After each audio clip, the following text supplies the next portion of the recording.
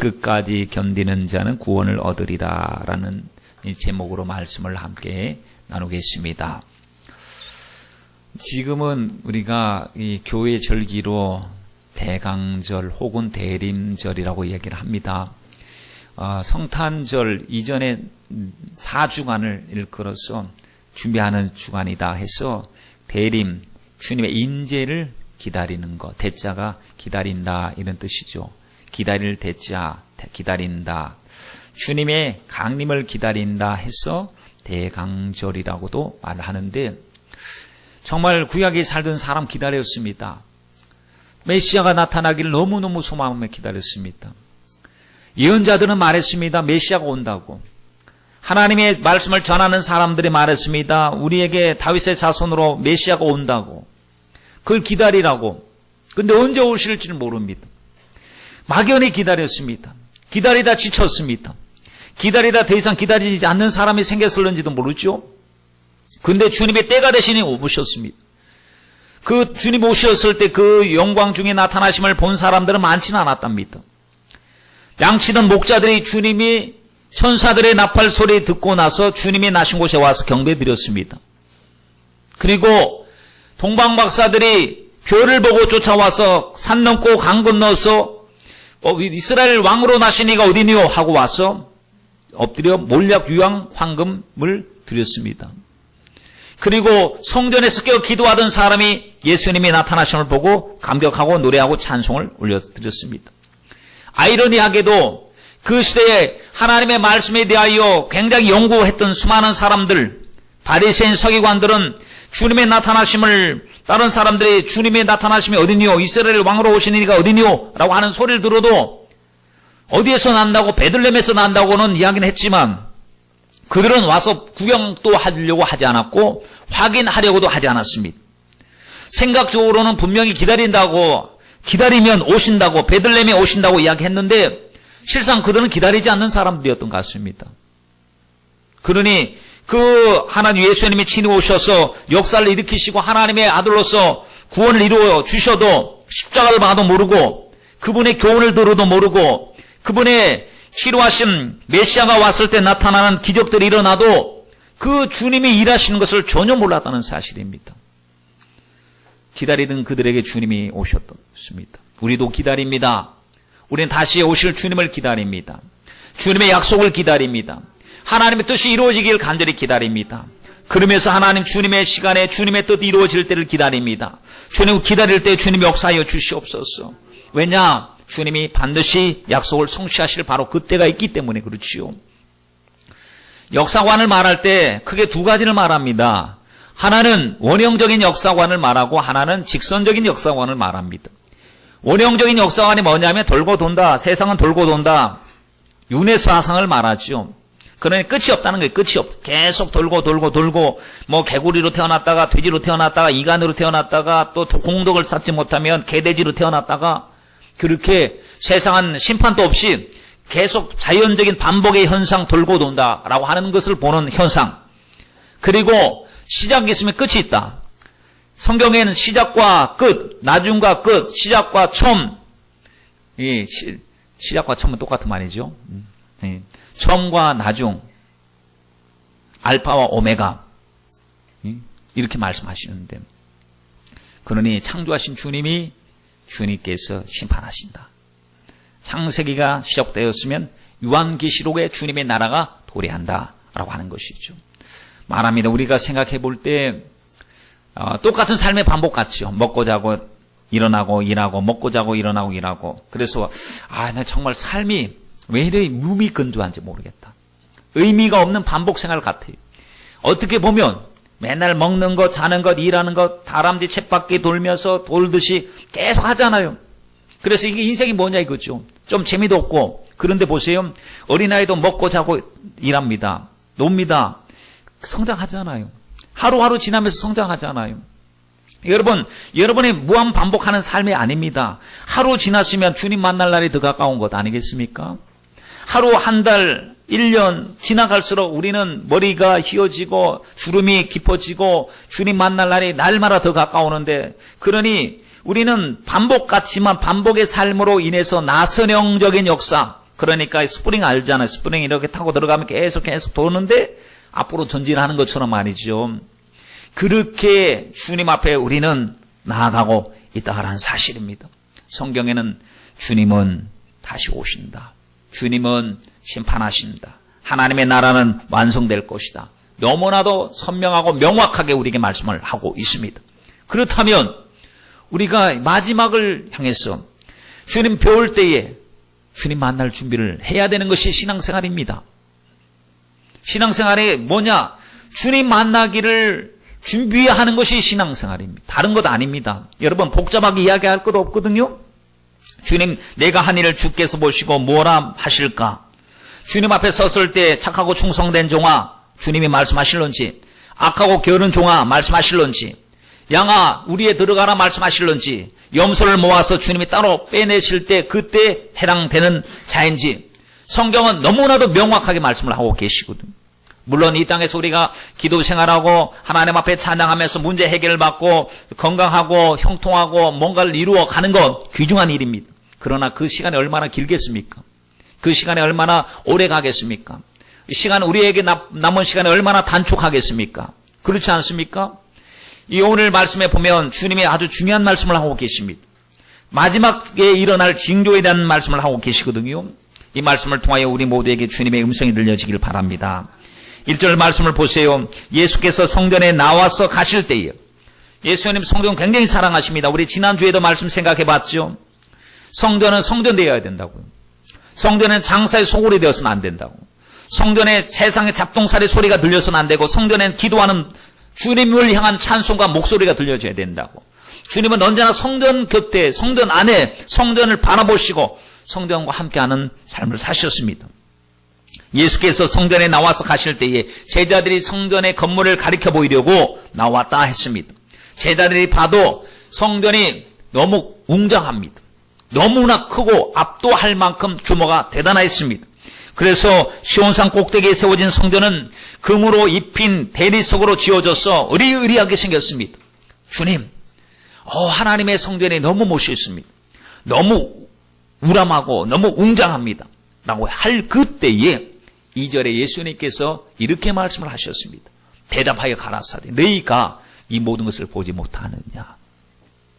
여러분, 제자들은 성전의 외형을 보고 대단하다고 보이려고 했는데 주님은 이 모든 것을 보지 못하느냐 하셨고, 다시 말하면 주님이 성전을 통해서 보는 것과 제자들이 보는 것과는 지금 다르다는 사실을 알 수가 있습니다. 제자들은 눈앞에 펼쳐진 가시적인 성전을 보고 대단하다고 예수님께 말씀드리려고 할 그때에 주님은 안 보이는 그것을 보시고 말씀하고 계시는 거예요. 장차 우리가 경험하지 못한 것, 시간과 공간의 제약 속에서 알지 못하는 것을 주님이 보게 하신다는 겁니다. 여러분, 이게 중요한 말씀 아닙니까? 우리가 보지 못하는 것을 주님이 보게 하시니 얼마나 감사합니까? 우리가 하나님을 보지 못하였습니다. 그러나 사랑합니다. 왜냐하면 말씀을 통하여 하나님을 경험하고 있기 때문에 그렇지요. 구약의 많은 선지자들 하나님의 말씀들을 통해서 우리가 뭘 봅니까? 하나님의 일하심을 봅니다. 야, 이게 바로 하나님이 일하시는 방법이구나. 영적인 원리구나. 우리도 이렇게 살아야 되겠구나. 라고 하는 것 말이죠. 그리고 요한계시록이나 우리가 경험하지 못한 장차 그 모든 비밀들, 사도 바울을 보십시오.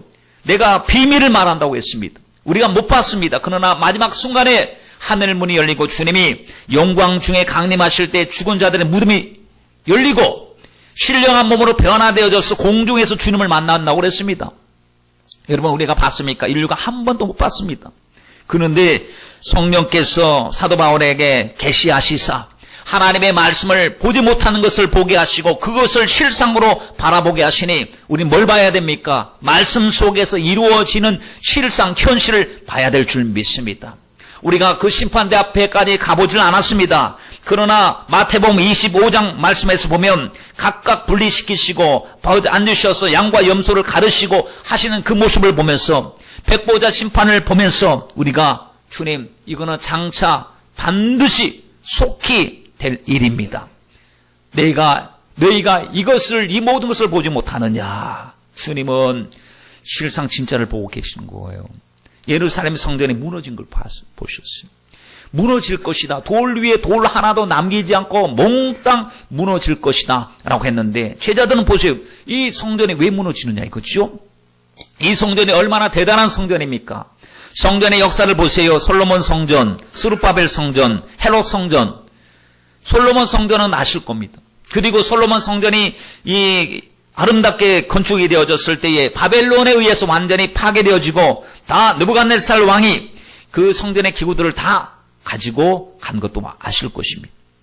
포로에서 돌아온 그들이 성전에 없습니다. 성전을 재건하기 위해서 스룹바벨을 중심으로 해서 성전을 짓게 됐죠. 그래서 성전을 재건하자. 성전 재건을 위해서 힘쓰고 드디어 성전을 완공합니다. 그런데 시간이 지나서 역사적으로 보면요, 이 로마의 폼페이 장군이 로마 군단을 거느리고 예루살렘을 진격해 들어왔습니다. 점령했습니다. 헤롯을 왕으로 세웠습니다.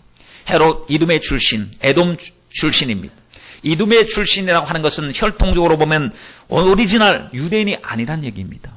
오리지널 유대인이 아닌 자가 유대의 왕으로 딱 등극을 하고 자리를 앉았으니 백성들이 지지를 잘 안 해줍니다. 지지를. 그러니 백성들의 지지와 인기를 받고 말 좀 들어야 편안하게 통치를 할 수 있는데 그들이 원하는 것이 무엇이고 그들의 관심사가 무엇인가를 봤더니 성전입니다. 성전. 그렇구나. 내가 그러면 자기는 믿음이 좋은 것도 아닙니다. 하나님을 신뢰하는 것도 아닙니다. 그런데 보이려고 사람들에게 관심 살려고 성전하는 일에 주전 20년부터 시작해서 주후 63년까지 장장 한 80년 이상 되는 그 긴 세월 동안에 성전을 4만 평 땅에다가 시온산 그 부지를 넓혀서 어마어마하게 헤롯 성전을 지었습니다. 금으로 막 도배하듯이 번쩍번쩍 빛나는 성전, 광채가 나는 성전으로 만들어 놓았던 것이죠. 이런 성전, 그래서 제자들이 깜짝 놀랄 만한 성전인데 예수님께서 돌 위에 돌 하나도 남기지 않고 다 무너뜨리리라 라고 했습니다. 주님은 이미 주후 70년 디도스 장군에 의해서 로마의 군대에 의해서 성전이 완전히 장악되는 것을 주님이 알고 계셨습니다. 여러분, 그렇습니다. 주님은 우리가 알지 못하는 것을 아시고 우리가 깨닫지 못하는 것을 이미 알고 경고해 주신 줄 믿습니다. 우린 모르면, 여러분, 처음 가는 길이면 아는 사람이 조심하십시오. 그 커브가 나옵니다. 낙석지역입니다. 미끄럽습니다. 라고 하면 그 말 들어야 되지 않겠습니까? 가본 사람의 길을. 그러니 주님께서 지금 자다가 깰 때라고 말씀하시고 근신하라고 말씀하시는데도, 주님이 경고하시는데도 알고 미리 보고 말씀하신 주님 앞에서 우리가 아니라고, 괜찮다고, 자신만만하다고 이야기한다면 이와 같은 교환이 또 어디 있겠습니까? 나중에 보면은 정말 돌과 돌 사이에 고고학적인 발견에 의하면 그렇답니다. 돌과 돌 사이에 황금을 갖다 넣어놨다는 거예요. 의리의리하게 번쩍번쩍 빛나게 만들려고, 햇빛이 비치면 막 광채가 나도록 만들어서 유대인들에게 환심을 사게 만들려고 그 성전 벽돌과 벽돌 사이에 거기에 황금을 박아놨으니 이 로마 사람들이 와서 침략할 때 황금을 빼앗아가기 위해서 그 돌 위에 돌 하나도 남기지 않도록 다 그냥 부셔가지고 하나님의, 주님의 예언이 성취된 것을 볼 수가 있습니다. 충격이죠. 주님이 이렇게 말씀하신다면 충격받을 만합니다. 이때 3절 말씀을 보세요. 이러한 때 예수께서 감람산 위에 앉으셨을 때에 제자들이 조용히 와서 묻습니다. 우리에게 좀 알려달라는 거예요. 어느 때 이런 일이 있겠사오며 세상 끝에는 무슨 징조가 있사오리까? 라고 했습니다. 말세에 대한 징조와 주의 임하심이 언제, 주의 임하심과 또 세상 끝에는 무슨 일이 있겠습니까? 아주 중요한 질문을 묻습니다. 주님이 그들이 경험하지 못한 그것들에 대하여 알고 말씀하실 때 크게 몇 가지로 말씀하시죠. 첫째, 영적인 미혹이 있을 것이다. 종교적인 미혹이 있을 것이다. 많은 사람이 와서 내 이름으로 와서 사람들을 미혹하리라 라고 했습니다. 두 번째, 환경적인 지향이 있을 것이다. 기근, 지진, 온역들이 있을 것이고 갈등과 분쟁이 있을 것이다. 민족과 민족이, 나라와 나라가 서로 대적하여 싸우게 될 것이다. 또 나가서 주님이 말씀하신 것이 무엇입니까? 성도들이 환난과 핍박을 당하게 될 것이다 라고 했습니다. 그래서 예수님을 믿는 것 때문에 성도들은 미움을 받게 되고 환난 앞에서 실족하게 되고 서로 잡아주고 서로 미워하고 불법에 성행하고 사랑이 식어지리라. 여러분, 우리가 생각하는 미래상은 어떻습니까? 앞으로 여러분 어떤 미래를 원하고 계시죠? 유토피아적인 더 좋은 세상, 편리한 세상, 아주 천년만년 살 수 있는 이 몸도 한 200년, 300년씩 살 수 있을 정도로 간이 나쁘면 간을 갖다 껴갖고 이제 조립해갖고 살 수 있는 그런 세상을 원하십니까? 성경에 보세요. 어려운 때가 온다 말씀하셨어요. 앞으로 주님께서 마지막이 될수록 영적으로 어려운 때, 세상적으로 모르겠습니다. 세상적으로 편리한 시대, 아주 더 좋은 시대, 수명이 연장되는 시대가 올는지도 모르죠. 그러나 주님께서 말씀하신 영적인 상황 속에서는 어떤 때냐? 믿음 생활하기가 만만하지 아니하는 바로 시대가 도래할 것이다 그랬습니다. 그래서 깨어라 근신하라 주님이 말씀하신 것이 아니겠습니까? 이 어려움 때문에 신앙을 저버리고 세상으로 달려가는 사람들이 부지기수로 일어날 수 있는 수많은 시대가 다가올 것이다 라고 말했습니다. 왜냐? 마귀가 자기 때가 얼마 남지 아니한 줄 알고 분명히 이 땅에 내려왔고 악한 세상 속에서 공중권세를 잡고 있는 악한 이가 이제 믿음 생활에 회방하고 믿음을 온전히 갖지 못하도록 하는 수많은 일들이 있기 때문에 그 상황 속에서 믿음을 갖는다는 것이 보통 일이 아닙니다. 그래서 누가복음 18장 8절 말씀에 주님이 이렇게 말씀하셨죠. 그러나 인자가 올 때에 세상에서 믿음을 보겠느냐 하시니라 라고 했습니다. 그렇습니다. 믿음 찾아보려고 하는데 믿음 찾아보기가 어렵대요. 정말 믿음의 사람, 오로지 예수의 사람, 믿음으로 사는 사람, 성령으로 사는 사람을 찾아보려고 하는데 주님이 자꾸 눈 씻고 찾아봐도 그런 사람들이 많지 않는 시대가 마지막 시대일 것이라고 이야기했는데 여러분 어떻습니까? 여러분, 우리 믿음의 사람들이 되어야 됩니다. 어떤 것보다 무엇보다도 가장 중요한 것은 여러분 믿음이 우리를 이끌어 가야 되고 말씀이 우리를 이끌어 가야 됩니다. 환경이나 생각이나 여건이 우리를 이끌어 가는 것이 아니고 오직 나의 의인은 믿음으로 말미암아 살리라고 말씀했으니 믿음으로 주여 주님이여 이 손을 꼭 잡고 가시옵소서. 주님 손 잡고 가면 주님의 뜻대로 가는 겁니다. 내가 주님 나 바쁜 일이 있습니다. 손 뿌리치고 나 갈 수 없어요. 주님이여 이 손을 꼭 잡고 가시옵소서. 주님께 맡겼으면 주님이 어디로 인도하든지 주님 쫓아가야 되지 않겠습니까? 이스라엘 백성들이 약속의 가나안 땅에 들어간 사람들, 애굽에서 나왔던 사람들이 다 들어간 것이 아니었습니다. 나중에 보면 그 많고 많은 사람들이 장정들이 다 그 땅에 들어가지 못하고 광야에서 죽었다고 이야기했습니다. 왜 하나님이 주신 약속을 받지 못하고 죽었습니까? 여러 가지 이유가 있습니다. 시험하다가 간음하다가 우상숭배하다가 원망불평하다가 이런 이유를 조건을 답니다. 말씀해 보면 실패한 이유들이 있습니다. 원망불평하다가 주를 시험하다가 우상숭배하다가 간음하다가 멸망시키는 분에게 멸망을 당했다 말했는데 하나 가장 간단하게 요약하면 주님을 믿지 못했기 때문에 그렇습니다. 주님을 믿지 못했기 때문에 그분을 신뢰하지 못했기 때문에 그분의 약속에 대한 인내가 없었기 때문에 결국에 주를 시험한 것 아니겠습니까? 결국 원망불평한 것 아니겠습니까? 주를 믿지 못하니까 원망불평이 나오는 겁니다. 믿음이 있다면 원망불평이 아니라 하나님께 주님이여 이 손을 꼭 잡고 가시옵소서 하고 주님께 맡겼을 것입니다. 그런데 뜨거울 때는 믿음이 있지요. 좋을 때는 믿음이 있죠. 그러나 환난 중에서는 이 믿음이 속에 저장된 믿음, 채워진 믿음, 관계 속에서 있는 믿음이 있어야 되는데 어려울 때 정말 필요한 것이 믿음인데 믿음이 없다는 거예요. 그 어려운 시기에. 그러니 모세야 우리 죽이려고 여기 데리고 나왔느냐. 목말라 죽겠다. 배고파 죽겠다. 고기 먹고 싶어 죽겠다. 하나님이 우리로 하여금 죽이려고 가나안 땅을 가서 보니까 어마어마한 대적들이 있는 것을 보고 원망불평하고 곡한 소리 주님 앞에 원망하다가 내 귀에 들린 대로 내가 행하리라 하시고 못 들어간 것 아닙니까? 여러분 우리에게 필요한 것은요 과연 내게 믿음이 있는가? 정말 하나님 손에 잡히는 것이 없고 눈에 보이는 것이 없고 귀에 들리는 것이 없어도 그 상황 속에서 나 혼자 덜렁 떨어져 있는 것 같은 외로움을 느끼는 바로 그 순간에 믿음이 있느냐 이겁니다. 주님이 나와 함께 하신다. 여러분 히브리서 10장 36절 말씀에 말씀합니다. 너희에게 인내가 필요하면 너희가 하나님의 뜻을 행한 후에 약속을 받기 위함이다 그랬습니다. 인내가 필요합니다. 여러분 좀 더 참으십시오. 기도하며 참으십시오. 순종하며 참으시길 바랍니다. 하나님의 영광 중에 일하고 계십니다. 인내가 뭡니까? 가장 참기 어려운 순간에 참는 겁니다. 가장 힘든 순간에 주님을 바라보고 참는 겁니다. 아브라함도 믿음의 조상이라고 이야기했던 아브라함도 보세요. 못 참았습니다. 못 참으니까 하갈을 취하여 아들을 낳게 되지 않습니까? 하나님의 방법은 사라를 통하여 하나님을 주시겠다고 약속을 하셨는데 믿음의 조상 또 시간이 지나가니까 너무 불안하니까 자기 몸은 점점 늙어가는데 자식은 없으니까 인본주의적인 소리를 듣고 나서 하갈을 취하여 이스마엘을 낳게 되니 이것이 나중에 이게 화근이 되고 문제의 씨앗이 되지 않았습니까? 여러분 오늘 말씀 보세요. 끝까지 견디는 자는 구원을 얻으리라 라고 했습니다. 그러니 이 말을 바꿔서 말하면 마지막 때가 될수록 끝까지 견디지 못하는 사람이 많지 않겠느냐.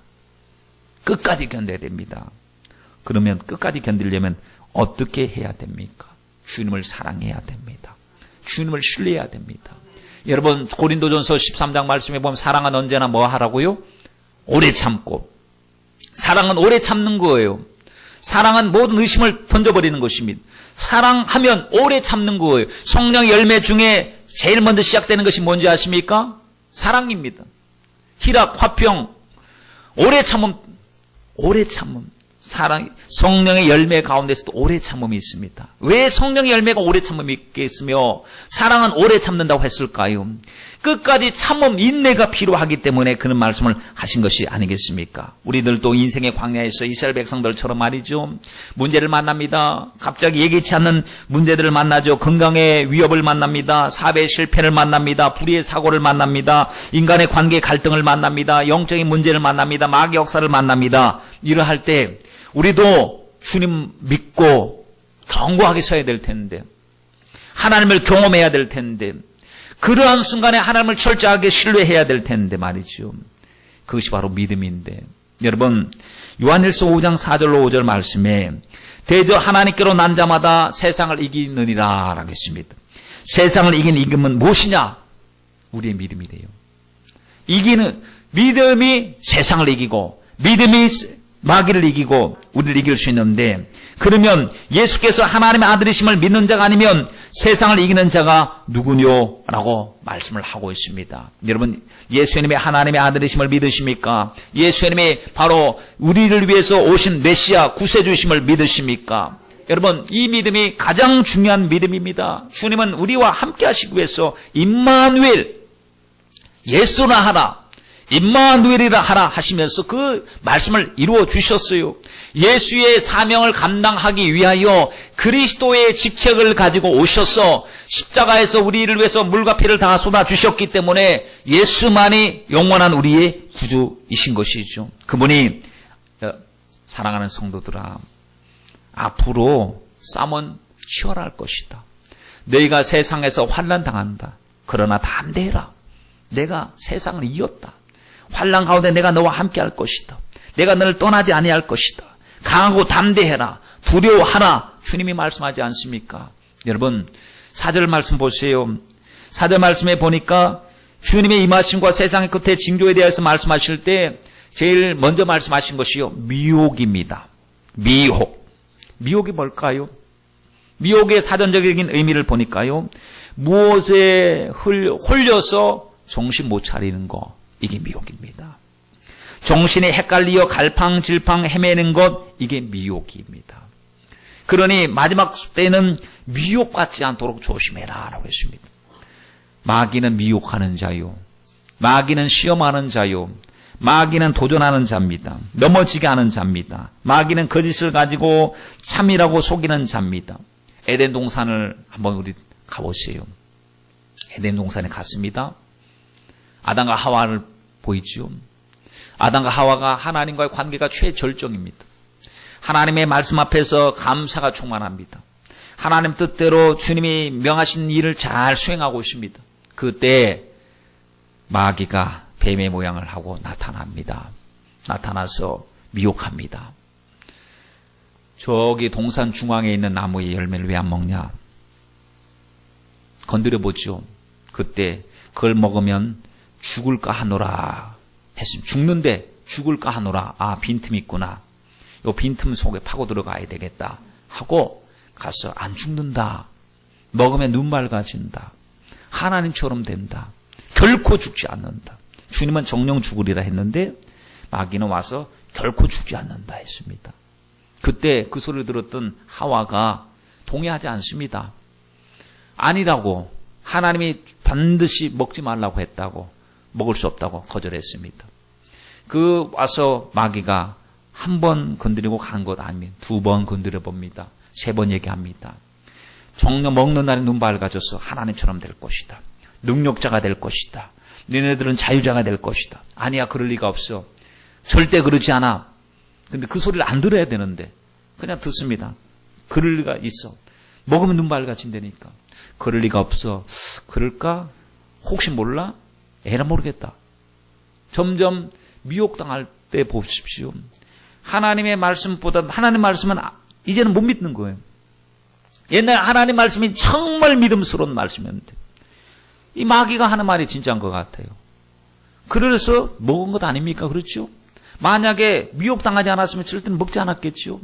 근데 마귀가 미혹하는 자가 되어서 미혹하니 그 소리가 들려진단 말이죠. 여러분, 이 미혹이 얼마나 무서운 것인지요. 아마 여기 계신 저와 여러분 한번 절대로 마귀에게 미혹당하고 싶지 않을 거예요. 그렇죠? 절대로 마귀에게 미혹당하면 안 되지 않습니까? 근데 아마도 여러분 상당히 미혹당하셨을 거예요. 저를 비롯해서 포함해서 마귀가 지금까지 엄청나게 미혹했을 때마다 주님 말씀대로 살지 못한 그 모든 것들이 보이지 않는 악한 손길에 의해서 미혹을 당했단 말이지요. 여러 가지 하나님의 말씀에 불순종하는 많은 내용들이 있었을 것이고 이유들이 있었을 것입니다. 그럴 때마다 마귀가 미혹했을 거예요. 너 바쁘지 않느냐? 너 피곤하지 않느냐? 너 뭐뭐 때문에 어떤 이유 때문에 하면서 하나님과의 관계를 자꾸 멀어지게 하려고 하는 그런 마귀의 역사가 얼마나 많았습니까, 여러분? 그러니 우리가 이걸로 좀 눈치채가지고 하나님 앞에 주님, 나 요즘에 미혹당하고 있어요. 정신 차리게 해주시고 하나님의 말씀이 큰 소리로 들려와야 되는데 세상이 크게 보여요. 인기가 크게 보여요. 돈 버는 것이 크게 보여요. 주님과 점점 멀어지는데도 주님 걱정거리가 없는 것, 이거 미혹당하는 것인데 나 좀 살려주십시오. 분별력 있으면 이렇게 기도할 텐데 그렇게 하면 미혹도 안 당할 것인데 미혹당하고 있으니 자기가 당하고 있는 사실조차를 전혀 알지도 못하고 인정하지도 않는 것이죠. 저는 성경에서 가장 답답한 사람 중에 하나가 삼손이라 생각합니다. 삼손의 입장이 되면 또 어떨는지도 모르죠. 그런데 우리가 객관적으로 보면 너무너무 답답한 거예요. 그와 같이 나면서부터 나실인 하나님께서 태어나시기 전부터 천사를 보내가지고 하나님이 말씀하실 정도로 성경에 그런 사람 드물지 않습니까? 그렇죠? 그런 나실인 또 하나님 주신 재능, 능력 그 엄청난 것을 가지고도 하나도 제대로 써보지도 못하고 당해서 미혹당해서 두 눈 뽑혀가지고 쇠사슬에 매여가고 질질 끌려다녔단 말이죠. 미혹만 안 당했더라면 블레셋을 통해서 하나님의 영광을 드러내게 하시고 블레셋 압제해서 이기게 하셨을 텐데 이 원수들이 누구를 통해서 왔느냐? 잘 아시다시피 드릴라를 통해서 들어옵니다. 약점을 통해서 들어왔다는 얘기입니다. 삼손에게 약점은요, 홀로 있었던 것이요, 삼손에게 있어서 약점은 여자가 약점이었습니다. 항상 보면 블레셋 여자들에 매여가지고 눈이 멀어가지고 말씀을 떠나버리는 일이 얼마나 많습니까? 드릴라가 얼마나 예쁘게 생겼는지 모르겠어요. 그런데 미혹했습니다. 처음에는 삼손 자체를 사랑했을는지도 몰라요. 근데 블레셋 사람들이 돈 주고 매수하지 않습니까? 약점 알아내라. 너가 약점을 알아내면 많은 돈을 주겠다고 돈을 주어서 약점을 알아내게 하는데 여자가 돈 받고 나서 삼손을 사랑한 것이 아니고 약점을 알아내려고 부단히 애를 썼습니다. 그래서 자꾸 옆에서 성가시게 했습니다. 삼손, 나 사랑하는 거 맞지요? 그래, 너만 사랑해. 정말 사랑해. 사랑한다니까. 그럼 사랑하면 당신의 전부를 알고 싶은데 다 알려주실래요? 그래, 말해봐. 뭔데? 다른 건 막 얘기합니다. 당신의 약점은 뭐예요? 그건 말 못해. 아니, 나를 사랑하면 약점까지 이야기해주면 내가 약점까지 사랑할 것 아닙니까? 약점을 알아야 내가 당신을 보호해 줄 것 아닙니까? 그 약점 나에게 말해주세요. 주님이 약점을 알게 하셨지만 약점을 이야기하지 않습니다. 얼마나 성가시게 하는지. 차라리 그럴 것 같으면 멀리하고 그 여자를 좀 떠나버려야 되는데 죽일 줄 모르고 가장 사랑하는 줄 알고 그 곁에서 엎어져 있어가지고 자꾸 성가시게 하니 거짓말로 한 3번 정도 가르쳐줬죠. 식으로 엮어가지고 나를 묶어놓으면, 식줄로 7가닥으로 묶어놓으면 나 힘 하나도 못 쓴다. 그리고 3줄로, 쓰지 않는 3줄로 나를 묶어놓으면 나 힘 하나도 못 쓴다. 자기의 머리털로 묶어놓으면 힘 하나도 못 쓴다. 라고 거짓말로 했는데, 그런 말을 하는 쪽쪽이 잠들었을 때 그렇게 해놓은 거예요. 잠들었을 때 칡으로 묶어놓으면 난 힘 못 쓴다고 했더니 잠들었을 때 칡으로 묶어놨어요. 그리고 삼손을 깨웁니다. 삼손이 깨어서 보니 블레셋 사람입니다 하니까 그냥 뚝 끊어버리고. 그것이 한두 번 경험해보면, 분별력이 있으면, 야, 요거 분명히 이렇게 내가 말할 때마다 묶어놓고 딱 들어오는 것을 봤을 때는 요 여자가 이상한 여자인데 한번 좀 연구 좀 하고 좀 살펴보자. 혹시 나를 미혹하는 자가 아닌가 이렇게 좀 생각을 해야 되는데 그냥 생글생글 웃는 그 웃음에 속 넘어가는 겁니다. 남자가 이렇게 미련하죠. 어떻게 보면 자기 죽을 줄 모르고 너무 성가셔서 이야기 자꾸 물어보니 진짜를 말하게 된대. 진짜를 말하니까 진짜 힘이 없어지고 머리털이 깎이게 되고 두 눈이 뽑혀요. 힘이 없으니까 두 눈이 뽑혀요. 여러분 얼마나 어처구니 없는 일이 생겼습니까? 사명 감당하지 못하고 그 반원수된 사람들에게 이미 매수당한 여자에게 속아서 미혹당해서 두 눈을 뽑혔으니 얼마나 답답합니까? 오늘도 마귀는요 우리 두 눈 뽑아버리려고 작정하고 달려듭니다. 여러분을 미혹해서요 영적인 두 눈을 확 뽑아가지고 하나님의 자녀의 권세를 다 잃어버리게 만들고 마귀가 주는 쇠사슬로 칭칭 감게 만들어서 성도의 권세, 기도의 권세를 다 무력화시켜버리고 지를 끌고 다니려고 마귀가 여러분 약점을 가지고 미혹하려고 달려드는데 그것이 가족일 수도 있습니다. 그것이 형제일 수도 있습니다. 그것이 애인일 수도 있습니다. 그것이 물질일 수도 있다는 거예요. 여러분의 가장 좋아하는 거 붙들어서 놓고 싶지 않은 그것이 우리 두 눈을 뽑아버릴 수도 있다는 사실 알고 그렇다고 해서 무조건 다 의심하라는 말씀은 아니지만 영적인 분별력을 가지고 좀 살자라고 하는 말씀으로 말씀드리는 것입니다. 보세요. 예수님께서 40일 금식 기도를 하셨어요. 마귀가 딱 찾아왔습니다. 뭐 합니까? 시험했다고 그랬습니다. 미혹한 겁니다. 뭐라고 했냐? 내가 하나님의 아들이었거든 그랬습니다. 하나님의 아들한테 하나님의 아들이 마귀는 예수님이 하나님의 아들인 줄 알까요 모를까요? 알죠. 하나님의 아들인 걸 압니다. 그래서 미혹을 하려고 하나님의 아들이었거든 돌을 떡으로 만들어라. 하나님의 아들이거든 공중 성전 꼭대기에서 뛰어내려서 천사로 하여금 바치게 해라. 그러면 나도 네가 하나님 아들인 것을 인정하는데 사람들이 너를 얼마나 우러러보고 높여보겠느냐. 대단한 영광이 너에게 주어지지 않겠느냐. 대단한 권세가 너에게 주어지지 않겠느냐 하고 마귀가 미혹을 하는데 하나님의 예수님께서 오신 목적은 양으로 생명을 얻고 십자가로 구원을 얻기 위해서 오셨지 주님이 영광 받으시기 위해서 사람들의 인기를 받으시기 위해서 온 것이 아닌데도 불구하고 마귀는 자꾸 미혹해서 하나님의 뜻을 거스르게 만들어버리는 그러한 수작을 부렸습니다. 주님이 안 넘어가시잖아요. 사단아 물러가라 하시면서 온갖 시험을 말씀으로 다 이기셨습니다. 주님은 안 속으셨단 말이에요. 그러니 주님의 지혜, 주님이 우리에게 주신 은혜가 우리에게 필요합니다. 우리 너무나도 많이 속고 있습니다. 그래서 마태복음 16장에 보면 여러분 잘 알다시피 주는 그리스도시요 살아계신 하나님의 아들이십니다 라고 고백한 사람 베드로 있잖아요.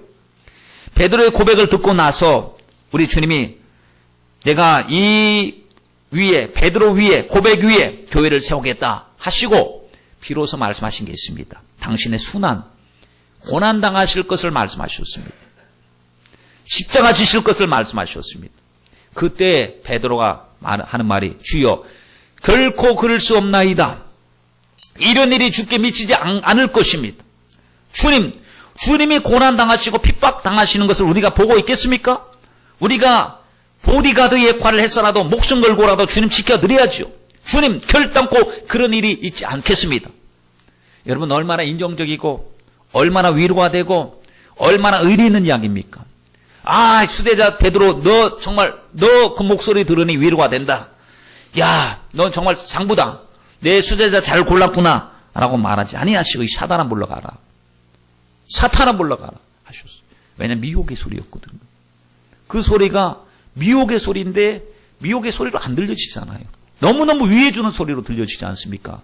너무너무 예수님을 위해서 충성하겠다는 그 소리로 들려지지 이게 미혹의 소리로 안 들려졌어요. 근데 주님은 미혹의 소리인 줄 아시고 너는 하나님의 일을 생각지 않고 사람의 일을 생각하는도다 라고 하셨어요. 여러분 우리도 하나님의 일이 있고 사람의 일이 있습니다. 그런데 우리는 사람의 일을 자꾸 생각합니다. 자꾸 내 일을 생각합니다. 내 입장을 생각합니다. 내가 하고 싶은 것 합니다. 하나님의 일을 생각하지 아니하고. 이게 미혹이라는 겁니다. 이게 시험이라는 것입니다. 여러분 이것 생각해서 보면 정말 미혹하는 일에 많이 넘어졌구나 하는 사실을 압니다. 얼마나 그러합니까? 구약에도 보면요. 하나님의 참된 목소리를 전하는 사람이 있는가 하면 거짓을 이야기하는 사람도 있었고 예수님께서도 사람의 미혹을 받지 않도록 주의하라. 장차에도 거짓이 나타나서 그리스도라고 거짓말을 하게 될 것이다 라고 했으니 여러분 어떤 게 참이고 어떤 것이 거짓인지 분별하며 살아야 되지 않겠습니까? 요한일서 4장 1절 말씀에 이렇게 말씀합니다. 사랑하는 자들아 영을 다 믿지 말고 오직 영들이 하나님께 속하였는가 시험하라. 많은 거짓 선지자가 세상에 나왔음이니라 라고 했습니다. 영을 내가 꿈을 꿨는데요. 내가 환상을 봤는데요. 내가 뭘 소리를 들었는데요. 예, 성령 안에서 주어지는 그 환상과 꿈이 있습니다. 분명히 요엘서 2장 말씀대로 마지막 날 성령이 임하시면 늙은이들과 젊은이들에게 하나님 꿈과 환상을 비전을 보여주시는 말씀이 분명히 있는데도 불구하고 다 그것이 하나님께 속하였는지 속하지 않았는지 영들을 시험하여 보라라고 말씀을 합니다. 그만큼 혼탁한 이 시대 속에서 살아갑니다. 여러분 무엇이 성령의 역사고 무엇이 마귀 역사인지 간단합니다. 구분하는 것이 간단합니다. 내 관점으로 생각하지 말고 하나님의 관점으로 생각하면 딱 맞습니다. 성령은 예수의 영입니다. 그러므로 성령께서 하시는 일이 뭐냐면 예수께로 자꾸 붙입니다. 주의 일에 붙이고 기도하는 일에 붙이고 회개하는 일에 붙이고 찬양하는 일에 붙입니다. 성령 받으면 기쁩니다. 주님과 가까이 하고 싶습니다. 몸된 교회를 사랑하고 섬기고 싶습니다. 주의 사랑하는 성도들을 정말 혈육같이 엮이며 사랑하고 싶습니다. 주님의 일은 내 일입니다. 어떤 일이 있어도 주님의 일을 성공시키고 싶습니다. 그래서 썩어지는 미랄이 되고 싶습니다. 이런 마음이 있다면 이런 일이 그런 일로 열매를 맺는다면 성령의 역사 맞지요. 그렇지요. 그런데 반대 어떤 일이 있습니다. 나에게 너무 좋습니다. 내가 그 일을 가지면 내가 성공할 것 같습니다. 돈 많이 벌 것 같습니다. 명예와 인기를 한 몸에 안을 것 같습니다. 그런데 그는 일 때문에 예수와 멀어지는 것. 예배와 멀어지고 기도와 멀어지고 하나님을 향한 순전한 마음, 충성의 마음에서 멀어지고 있다면 그거는 위기, 미혹당하는 거예요. 그 기준으로 보세요. 그 기준 하나만으로 딱 봐서 내가 선택하는 이 일이 주님이 기뻐하는 일이냐 아니냐를 볼 때 여러분 우리는 적어도 이것 하나만 가지고라도 분별할 수가 있는 것입니다. 5절 말씀을 보세요. 많은 사람이 내 이름으로 와서 이르되 예수님의 이름 너무 귀한 이름 아닙니까? 그런데 예수님의 이름을 빙자하는 사람, 예수님의 이름을 도용하는 사람, 예수님의 이름으로 와서 말을 하는 사람 뭐라고 이야기하느냐? 자기가 그라, 자기가 그리스도다라고 이야기합니다. 예수 행세하는 사람, 하나님 행세하는 사람, 성령 빙자하는 사람 있습니다. 미혹을 하는 사람들입니다. 여러분 왜 짝퉁이 많습니까? 명품일수록 짝퉁이 많지요. 그냥 보통은 짝퉁이 없습니다. 진짜 비싼 거 값진 것은 짝퉁이 많은 것은 진짜가 있기 때문에 짝퉁이 있다고 이야기하죠. 쉽게 말해서 그러니 왜 적그리스도들이 나타납니까? 왜 가짜들이 나타납니까? 진짜 계신 주님이 계시기 때문에. 그러면 진짜를 모르고 가짜를 의지하면 어떻게 됩니까? 심각한 문제가 생깁니다. 왜냐하면 예수를 잘못 믿게 되기 때문에. 예수를 잘 믿는다고 하는 것은 예수님을 바로 알고 주님의 말씀에 순종하는 것인데 예수를 알아야 순종하고 그 순종해야 하나님의 은혜 가운데 구원을 받는 것인데 마귀는 어떤 수작을 부리냐면 가짜들을 뿌려놓습니다. 그리고 그게 미혹을 당하게 만든다는 사실이죠. 오늘날 보세요.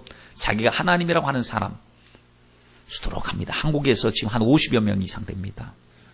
얼마 전에도 보니까 자기가 하나님이라고 그래가지고 여성들의 인권 유린, 성적으로 유린한 그런 내용들이 프로그램을 통해서 나온 것 광고로만 봤습니다. 그런데 그런 일들 참 안타까운 일이 아닐 수 없습니다. 여러분 대표적인 이단들을 보십시오. 이단들이 우후죽순으로 생겨가지고 목소리 내면서 마지막 때 얼마나 휘둘리고 설치고 다니는지. 교주가 죽은 문선명 씨, 통일교 그 자신을 제3아담이라고 이야기합니다. 예수는 실패했으니까. 예수는 완전히 실패했으니까 둘째 아담 예수는 시대는 가버리고 제3의 아담 시대. 자기가 참 부모, 참 하나님이다 라고 이야기합니다. 거기에 추종되는 사람은 얼마나 많은가요? 또 신천지에서 교주 이만희를 이긴 자 보혜사라고 이야기합니다. 그래서 보혜사는 성령님을 의미하는 얘기입니다. 어찌 그가 성령이 될 수가 있겠습니까? 그런데도 미혹을 엄청나게 많이 당하고 있습니다. 하나님의 교회에서는 안상홍을 하나님이라 믿고 추종했는데 이미 그는 1985년도에 죽었습니다. 하나님 죽었어요. 그랬더니 이제는 교리를 바꾸어서 그의 부인 장길자를 어머니 하나님으로 믿어야 구원받는다 그럽니다. 요즘에 길거리 가면 아이들 가지고 미혹을 하더라고요. 좀 앉아서 좀 이야기하자. 어머니 하나님을 믿어야 구원을 받는답니다. 그래서 하는 말이 아니 아버지가 있으면 어머니가 있지 않겠느냐. 제가 그렇습니다. 그러면 큰아버지 하나님도 있고 작은 어머니 하나님도 있고 삼촌 하나님도 있겠네. 왜냐면 인륜적으로 그렇게 혈통적으로 따져보면 어머니 아버지만 있는 것이 아니고 어머니 위에는 큰어머니도 있을 수 있고 얼마나 어리석게 성경을 해석을 하는지 거기에 미혹되어서 많은 사람들이 빠지고 있어요. 여러분 이와 같이 영적으로 우리가 정말 안심하고 살 시대가 아니라 긴장하고 살 시대. 그래서 마태복음 24장 24절에 거짓 그리스도들과 거짓 선지자들이 일어나 큰 표적과 기사를 보이어 할 수만 있으면 택하신 자들도 미혹하리라 라고 말했습니다. 그러므로 여러분 우리가 이거 그 사람들 성경 모르는 사람들이고 말이지 나한테 한번 와보라고 나는 아무렇지도 않다고 괜찮다고 여러분 착각하지 마십시오. 그들도 여러분 우리와 똑같은 사람이었는데 미혹당해서 그렇습니다. 얼마나 미혹이 무서웠냐면 이단에 속한 사람은 한두 번 훈계한 후에 통하지 않으면 그 사람 멀리하라고까지 말했습니다.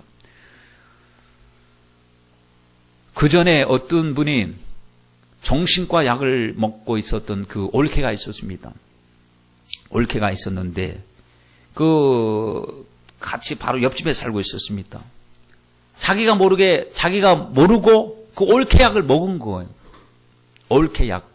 다른 약인 줄 알고 감기약인 줄 알고 올케약을 먹었는데 먹고 나서 저한테 그러더라고요. 목사님 그걸 먹고 나니까요 힘이 쫙 빠지면서요 삶에 의욕이 없으면서요 정신이 혼미해지면서 멍해지다는 거예요. 멍해지다.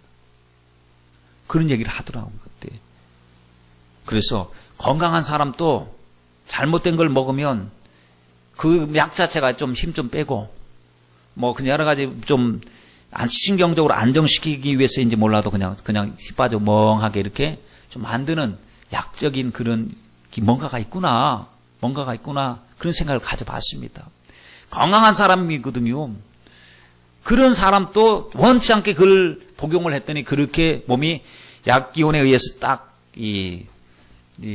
그 느낌을 받는 것처럼 우리도 그렇습니다. 미혹당하면 그냥 쭉 끌려 들어가는 거예요. 그래서 여러분 우리가 우리의 지식이나 우리의 어떠한 생각을 믿지 마시고 오직 하나님 전에서 말씀 듣고 기도하고 순종하며 하나님 오직 성령님의 도우심을 구하는 것이 가장 미혹에서 벗어나는 참 지름길인 줄 우리는 믿습니다. 9절 이하에 보세요.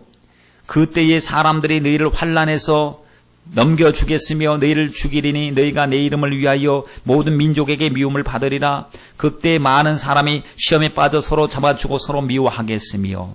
이 얘기는 좋은 얘기는 하나도 없습니다. 어려운 일은 계속될 것이요 핍박을 각오하고 이 신앙생활을 해야 될 것이다 라고 했지요. 환난이란 단어, 죽음, 미움, 시험이란 단어 그다지 좋은 단어가 아니지 않습니까?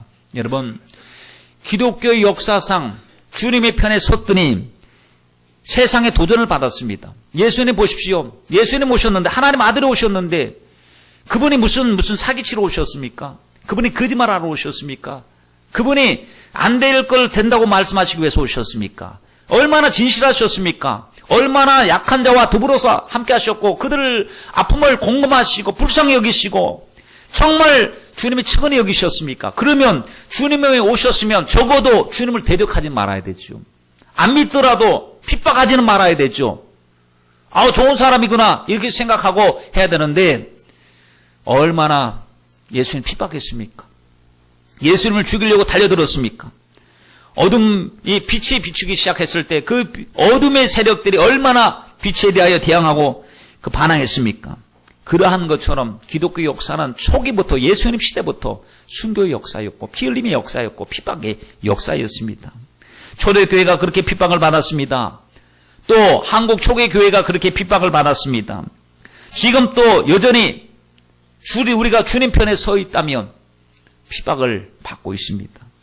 여러분, 지금 우리는 너무나 편안한 세상 속에서 살고 있는 것일 수도 있습니다. 예수 믿는 것 때문에 목숨의 위협을 당할 정도로 핍박을 받는 것은 아니니 너무 감사하죠. 그러나 세계 곳곳에서 지금 핍박을 받고 있는 수많은 사람들이 있는데 우리가 한국이 앞으로 어떻게 변할는지는 모릅니다. 그런데 분명한 것은 깨어서 기도해야 될 바로 시기라는 사실입니다. 안티 크리스찬 그룹이 강하게 일어나고 있습니다. 조사된 자료에 의하면 여러 개의 반기독교 단체가 있습니다. 이들의 목표가 있습니다. 이들의 목표가 뭐냐면 기독교의 건전한 비판과 개혁이 아니고 기독교인의 교회 이탈, 신앙에서 낙심하여 떨어뜨리게 만드는 것, 기독교 박멸, 이 목표입니다. 그러니 누구 목표가 똑같습니까? 이 목표를 가지고 지금껏 옛날부터 지금까지 일하고 있는 악한 이가 있으니 마귀입니다. 마귀가 예수 믿는 사람 타락시키고 교회를 박멸시키고 성경을 무력화시키기 위해서 마귀가 역사했는데 자기들이 마귀에게 잡혀서 악의 속으로 쓰임받고 있는 줄도 모르고 쓰임받는 사람들이 등장했습니다. 옛날에는 우리만이 진실하면 된다. 우리는 하나님 앞에 진실하니까 진실하면 된다 하고 그냥 별로 대수롭지 않게 여겼던 것들이 계속해서 잘못된 아까 얘기했죠. 비방 우리 집사님 이야기하실 때 선거 전에 비방 얘기하셨잖아요. 비방 이런 것들처럼 없는 것 유언비어 흑색선저 기독교에 대하여 계속해서 안 좋은 이미지를 심어주고 말이죠. 이상한 잘못된 집단으로 매도하면서 공격해 오는데 안 믿는 사람들이 얼마나 이 유혹 속에 빠져들겠습니까? 주로 뭘 다루는지 아시잖아요.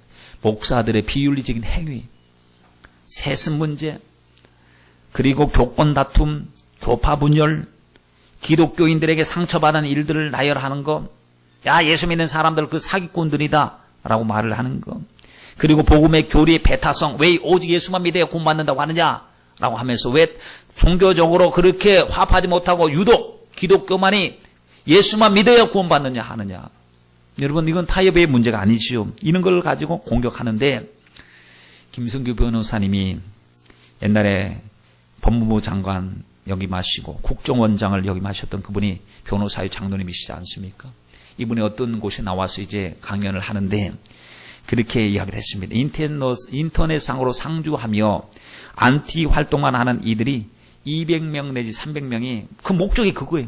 목적이 기독교를 한마디 세상 까갖고 망신 주고 복음의 길을 막고 교회를 막아 완전히 몰아내는 것, 이 목적을 가지고 안티 활동을 하는 사람이 그 정도 되고 단순 안티가 5만 명 이상에 달한다고 추정을 하고 있습니다.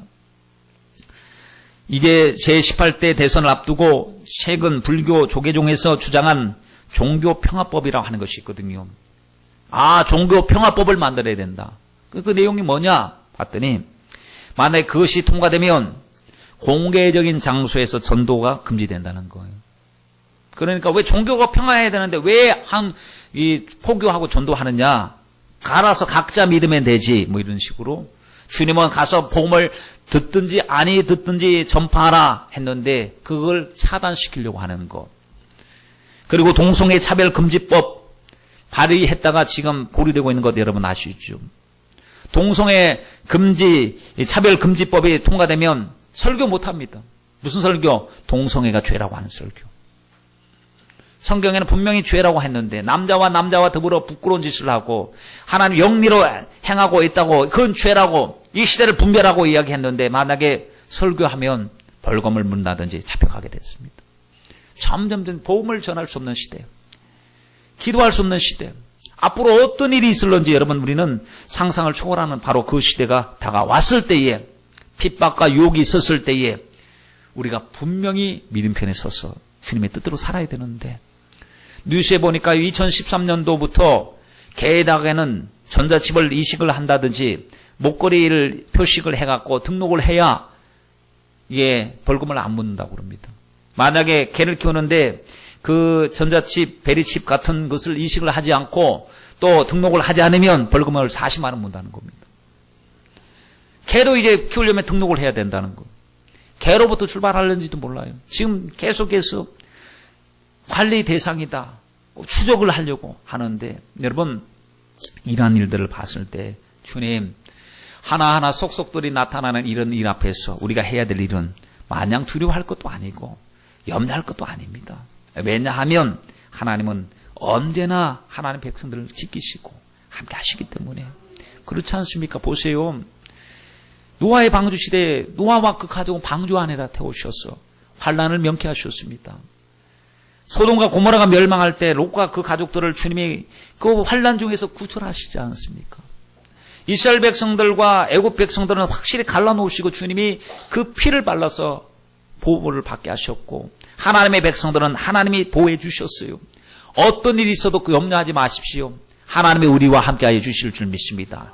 주님은 우리를 꽉 잡고 계십니다. 불꽃 같은 눈동자로 지키고 계십니다. 그런데 문제는 우리가 주님을 뿌리치면 안 된다는 사실입니다. 우리가 주님을 의심하면 안 된다는 사실입니다. 환경적으로 어렵고 힘이 든다고 해서 우리가 미혹당해가지고 주님이 여기 있어라, 다른 데 가지 말아라, 내 안에 있어라, 붙어 있어라 해도 미혹당해가지고 세상으로 달려가버리면, 여러분 어찌 주님 책임져 주시려고 하는 주님 이 사랑이 이 무시당하니 어떻게 되겠습니까? 여러분, 믿음은 인내하는 것입니다. 끝까지 견디는 자가 구원을 얻으리라. 여러분 확실히 믿으십시다. 절대 주권은 주님의 손에 있구나. 주여, 마지막을 보시고 이것을 보지 못하느냐. 주님이 성전 무너지는 것을 못 봤습니다. 그런데 주님이 보시고 이것을 보지 못하느냐. 우리도 그걸 봐야 됩니다.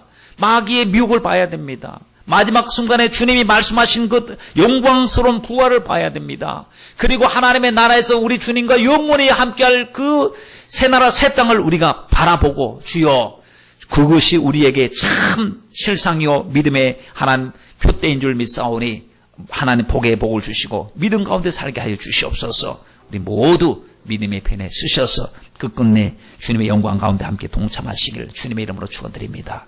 기도드리겠습니다. 살아계신 아버지 하나님, 우리가 보게 하소서. 눈을 열어 주의 영광을 보게 하옵소서. 눈을 열어 주님의 말씀의 그 실성을 보게 하옵소서.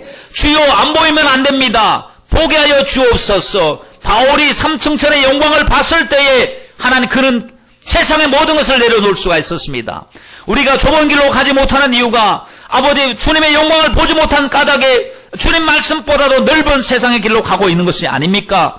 주여, 주님의 영광을 보게 하여 주시고 눈을 열어 주의 은혜를 보게 하여 주시옵소서. 예수님의 이름으로 기도드립니다. 우리 다같이 말씀을 생각하시면서 동성으로 기도드립니다. 살아계신 하나님 아버지, 감사합니다. 주여, 우리의 눈을 열어 주님의 영광을 보게 하여 주시옵소서. 오늘 주님께서 제자들에게 말씀하셨습니다.